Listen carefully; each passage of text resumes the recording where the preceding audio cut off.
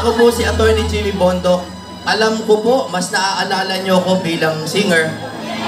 Kaya mamili na po kayo. Ano pa, gusto nyo bang mag-speech ako o kantahan ko na lang kayo?